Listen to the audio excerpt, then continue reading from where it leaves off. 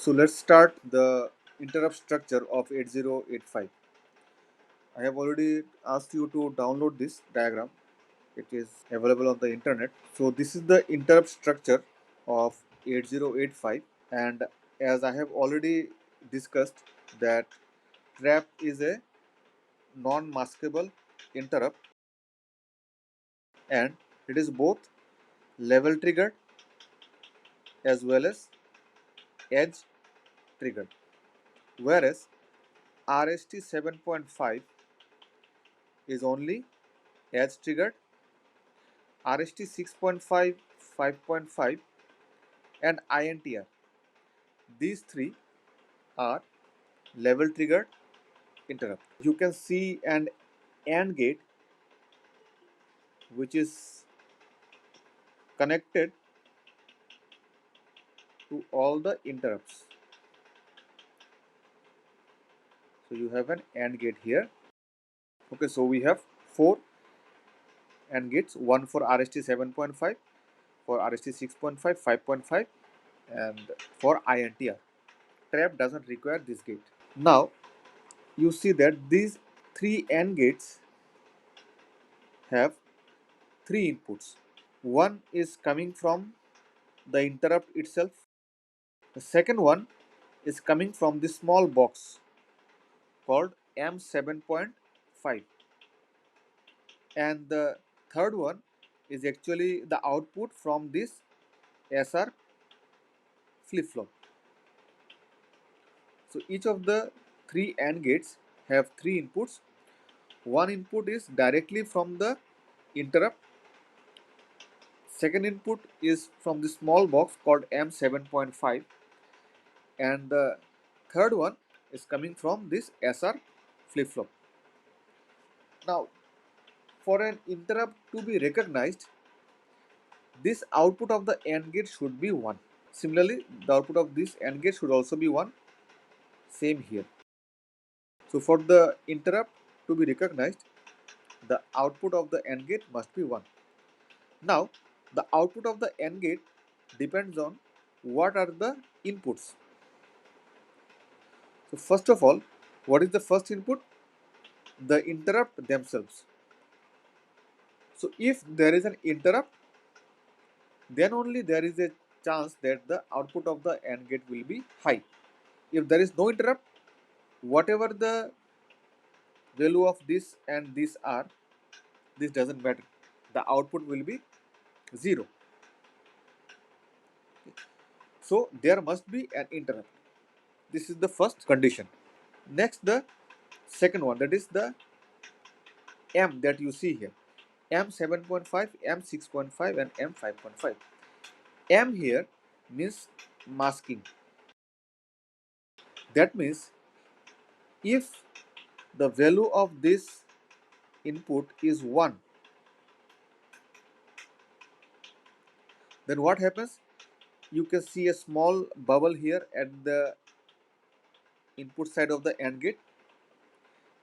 That means if this bit is 1, this signal is 1, then the output of the AND gate will be 0. Whatever the input here or here is. If this bit is 1, the output of the AND gate will be 0. That means by making this input equals to 1, you can actually disable the interrupt by just making this bit equals to 1. So first there must be an interrupt. Second, the masking bit must be 0 if you want an interrupt.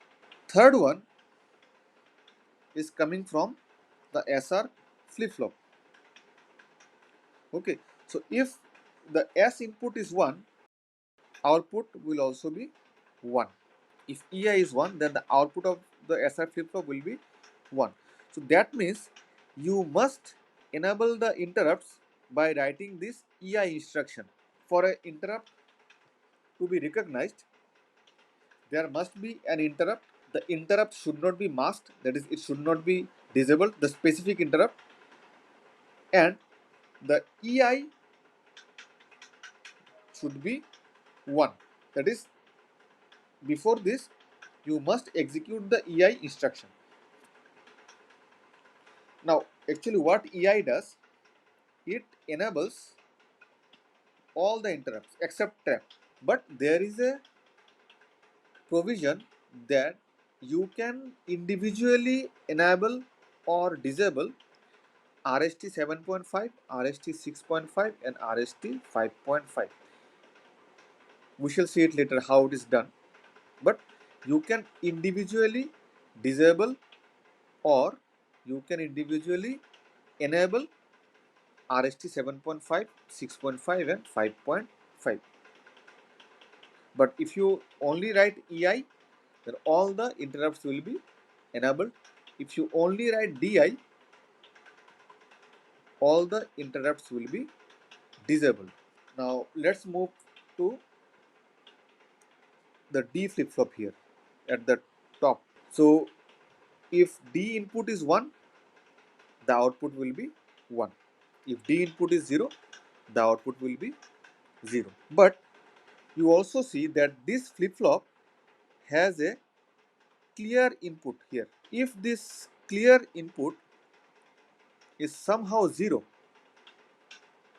it is active low, remember, as there is a bubble which can be seen.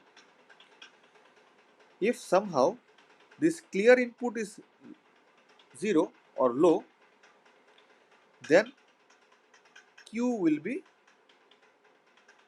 0. That means though you may have an RST 7.5 interrupt, but if this clear input is 0, the RST 7.5 interrupt will not be recognized, because if it is 0, the output of the AND gate becomes 0. So RST 7.5 won't be recognized. Now see how this will be 0. You see that it is connected to a NOR gate, this one, okay. And when the output of a NOR gate is 0, when any of the input is 1. So what are the inputs here? Reset. If you press the reset button, then it will be clear. Again, the second input here is RST 7.5 interrupt recognized. That is, if previously it has recognized RST 7.5, then also the flip flop will be cleared. Okay, it can happen that because RST 7.5 is a edge triggered interrupt. So when there is an edge, after some time there may be, because of some noise, there may be another edge. So this should not interrupt the processor. Okay, so that's why this extra precaution is there. Suppose right now the microprocessor has already recognized that there is an RST 7.5 interrupt. When it is executing this RST 7.5, maybe because of any reason there may be another positive pulse at RST 7.5. So what it will do, it will now ignore this positive pulse because it has already recognized an RST 7.5. So as it has already recognized RST 7.5, there should not be further RST 7.5 interrupt. Let's see what we have in the SR flip flop. In SR flip flop, one input to the S input is EI, and the R input is actually coming from the output of an OR gate. Now, the OR gate has three inputs. The output of this OR gate will be 1 if any of these three input is 1. Whatever the value of this is, if somehow this value becomes 1, Q will be 0. So we want that all these three inputs should be 0. What are the three inputs? DI, disable interrupt. So you should not have executed DI. So if you execute DI, none of the interrupts will work, because if you make it 1, the output of the SR flip flop will be 0. So if the output of the SR flip flop is 0, all the outputs of the 4 AND gates will be 0. So no interrupt will be detected. So you have to make sure that if you want to recognize interrupts, you make sure that DI was not executed, or if somehow DI was executed, after that EI must be executed. That is, you must enable the interrupts. Next is reset. Okay, so if you reset the microprocessor, automatically this will become 1 and the output of this will become 0. So when you just reset the processor, you cannot interrupt. What you have to do? You have to again enable the interrupt. And lastly, any interrupt recognized, that is, if already an interrupt has been recognized, the output of this will be 1, and likewise Q output will be 0. So if you want to recognize an interrupt, you have to make sure that DI was not there, the microprocessor is not reset, or recently no interrupt has been recognized. For this AND gate, there is an INTR here, and this INTR can accept interrupt from 8 different devices. So from these 8 devices, it can accept interrupt. 003C is for RST 7.5. 0034 is for RST 6.5. 002C is for RST 5.5, and 0024 is actually from trap. Now let's see how the individual interrupts RST 7.5, 6.5, these individual interrupts are disabled or enabled. For this, we use an instruction called SIM. SIM means set interrupt mask. Using SIM instruction, you can set or reset an individual interrupt. Now let's see the structure of the SIM instruction.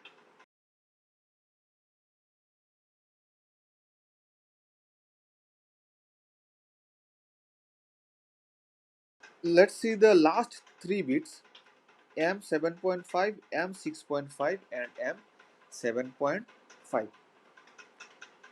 So in the previous diagram, you have already seen this block, the small blocks you have seen. These blocks are actually getting their value from here. If the bit is 1, it means that it will be masked. You have already seen this in the previous diagram, that if this is 1, the connection to the AND gate input is inverted. Na? That means if it is 1, the input to the AND gate will become 0. So the output will be automatically 0. So if you want to mask that specific interrupt, you have to make this bit 1. Otherwise, if you don't want to mask it, masking means disabling, remember. So if you make it 0, it means that that specific interrupt is available. So suppose if you make this 1, this 0 and this 1, it will mean that you have disabled RST 7.5 and RST 5.5, but you have enabled RST 6.5. So if you want to disable any specific interrupt, you just make this bit equals to 1. That interrupt will be disabled. The next one is MAC, or mask set enable. Now whatever I have said earlier, that is, if you want to mask, then you have to make it 1, otherwise if you don't want to mask it, make it 0. All these things will be valid only if this bit is equals to 1. That means if you have written 101 and if you want that RST 7.5 and 5.5 should be disabled, you must make this bit equals to 1. Otherwise, if this bit is 0, whatever you have written here, that will be ignored. So if you want to use the last 3 bits, the MSC bit must be 1. Now the next one, R7.5. So this R7.5 is for resetting the RST 7.5 flip-flop. So you can disable or you can enable RST 7.5 using M7.5, but if this R7.5 is 1, then the RST 7.5 flip-flop is reset. So whatever you have written here, that will be insignificant. So to make this bit significant, the R7.5 should be 0. Otherwise, if it is 1, it will reset the RST 7.5 flip-flop. The next bit is don't care. It doesn't have any significance. This one. Bit number 6 and bit number 7. These are actually related to serial data transfer. They are not related to interrupts. Remember, though this is a part of the same instruction, but SDE and SOD are not related to interrupts. They are related to serial data transfer. So SDE means serial data enable and SOD means serial output data. That means there may be some device which do not have parallel transfer capability. They can only transfer serial data. Okay, so that serial data cannot be transferred through the data bus because the data bus only allows parallel data. So if you want to transmit a serial data, you have to do it via the SIM instruction. So whatever the bit here is at SOD, it may be 1, it may be 0, it is actually the serial data. SDE is actually used for enabling this serial data. So the serial data may be 1 or 0, but this serial data will be enabled only if the SDE bit is 1. Now let's see how we can disable or enable the individual interrupts RST 7.5, 6.5 and 5.5 using the SIM instruction. So let's assume that in your exam the question is like this, that write a program to enable RST 7.5 and disable RST 6.5 and RST 5.5. Now for this we should know that what should be the content of the SIM instruction. So if you want to disable RST 6.5 and RST 5.5, these two bits should be 1, and if you want to enable RST 7.5, then this bit should be 0, and this MSC bit should be 1 to make these 3 bits effective. Also, the bit number 4 here, this should be 0, so that RST 7.5 flip-flop is enabled. Bit number 5 is don't care condition, and bit number 6 and bit number 7, these two are related to the serial data transfer. So let's assume that these two are 0, and this don't care condition also, let's assume that it is 0. So it doesn't matter whether this is 0 or 1. So for simplicity we take it 0. Now see, what is the data we get here? 0 0 0 0, that is 0, and 1 0 1 1, that's B. So for this to happen, the SIM instruction should take this 0B value. Now let's see what should be the program. Before you start the program, there should be one EI instruction, that is, it should enable the interrupts, and then we write MVI A comma 0B. So what it will do, it will transfer 0B into the accumulator, and after that we can write a sim instruction. Actually what sim instruction will do, it will see what is the content of the accumulator whenever this sim instruction is executed. In this case it will see that it's 0B, so it will see what are the values, so 0000 1011, and accordingly it will enable or disable the specific interrupt.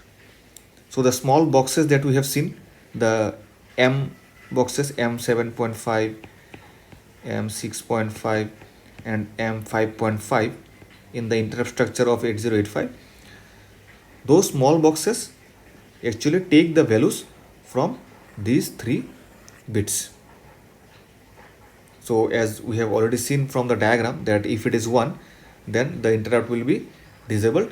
If it is 0, then the interrupt will be enabled. So this is how we can enable or disable specific RST interrupts using the sim instruction. Next, let's see what is a pending interrupt. So whenever an interrupt service routine is being executed, it cannot accept any more interrupt.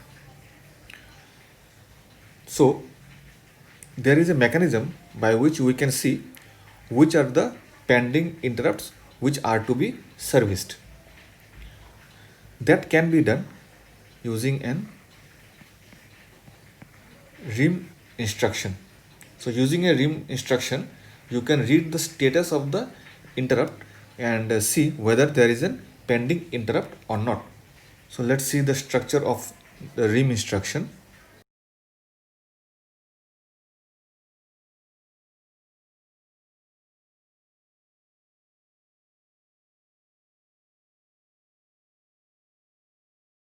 Now the last 3 bits actually give us an indication whether any interrupt has been masked or not.